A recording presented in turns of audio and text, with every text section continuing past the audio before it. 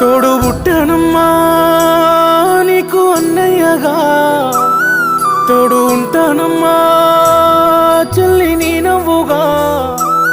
అమ్మ నవ్వుతానమ్మా అమ్మలోని సగమై నేనున్నా, నాన్న నవ్వుతానమ్మా భయమైన వేళలో బలమవుతా. నీకు నీడైతే నీ అన్నగా